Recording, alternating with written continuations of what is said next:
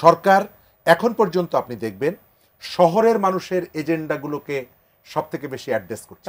রাস্তার মোড়ে মোড়ে ট্রাকের পেছনে মানুষের সংখ্যা বাড়ছে, মানুষ লজ্জায় মুখ ঢেকে লাইনে দাঁড়ায়, এই খবরগুলো আমরা দেখছি। জনাব আমির খসরু মাহমুদ চৌধুরী বলেছেন যে গণ অভ্যুত্থানের পর 3 মাসের মধ্যে বিশ্বের যেসব দেশে নির্বাচন অনুষ্ঠিত হয়েছে তারা ভালোর দিকে গেছে, কিন্তু যারা দেরি করেছে তারা গৃহযুদ্ধের দিকে গেছে। আমাদের তো আসলে 1 বছর পার হয়ে গেছে, আমরা কোন দিকে যাচ্ছি? ধন্যবাদ। তিনি যথার্থই বলেছেন। আমাদের প্রতিবেশী শ্রীলঙ্কার কথা যদি আপনি দেখেন, শ্রীলঙ্কা আমাদের কয়েক মাস আগে প্রায় একই প্রেক্ষাপটে একই ধরনের জনপ্রতিক্রিয়ায় সেখানকার শাসক পালিয়েছে। তারা তাদের সমাজের মধ্যে গণতন্ত্র ফিরিয়ে এনেছে, দুটো নির্বাচন করেছে, প্রেসিডেন্ট ইলেকশন এবং পার্লামেন্ট ইলেকশন। তারা তাদের ইকোনমির যে ধরনের বেহাল দশা ছিল সেখান থেকে তারা এটিকে ফিরিয়ে এনেছে।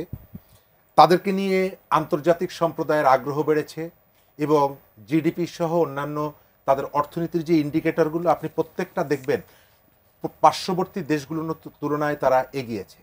কিন্তু আমাদের এইখানে নির্বাচন বিলম্বিত হওয়া, সংস্কার কাজের বিলম্ব হওয়া এবং বিচার প্রক্রিয়া নানা কারণে বিলম্বিত হওয়ার কারণে আমি দেখতে পাচ্ছি যে আমাদের চ্যালেঞ্জগুলো ক্রমশই বাড়ছে এবং সরকার এখন পর্যন্ত আপনি দেখবেন শহরের মানুষের এজেন্ডাগুলোকে সবথেকে বেশি অ্যাড্রেস করছে।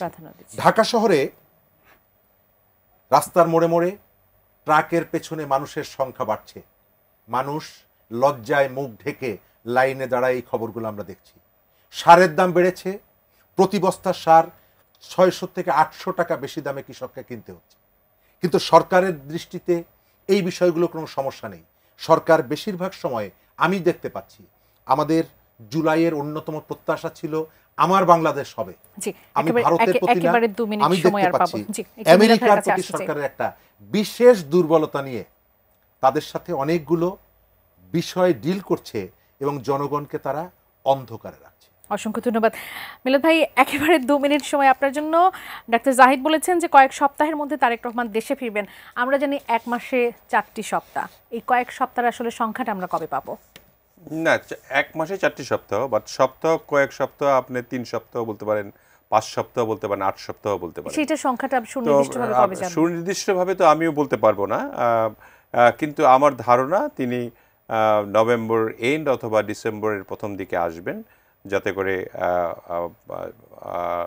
ইসি থেকে ঘোষণা, আমাদের নির্বাচনের কি বলে এটা, নির্বাচনের যে তফসিল ঘোষণা হবে, তফসিল ঘোষণা সঙ্গে সঙ্গে আসবে।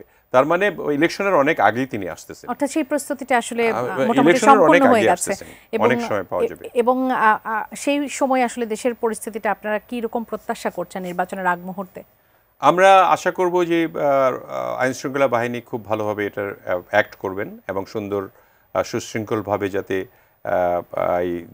একটা শৃঙ্খলা ফিরিয়ে আসে। সেই সঙ্গে ইসিকেও আমরা অনুরোধ তো করবই, ইসি গ্রহণ করে, তখন তো ইসির আন্ডারে সব থাকবে।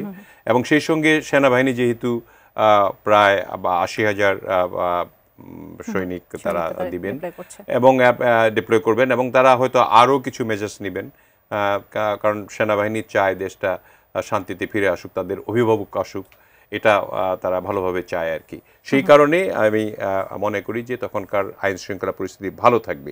আচ্ছা, ওনার একটা কথা আমি বলে শেষ করে দিই আর কি। উনি বলেছেন যে, আপনি বলেছিলেন যে 3 মাসে যে দেশগুলি 3 মাসের মধ্যে ইলেকশন হয়েছে, এটা কিন্তু বাংলাদেশেও তাই হয়েছিল, শুধু শ্রীলঙ্কা নয়। বাংলাদেশে আপনার 90-এর অভ্যুত্থানের পরে 3 মাসের পরে যে ইলেকশনটা হলো, তারপরে 91-এর যে আমাদের গভর্নমেন্টটা ছিল, that was the best government ever in Bangladesh.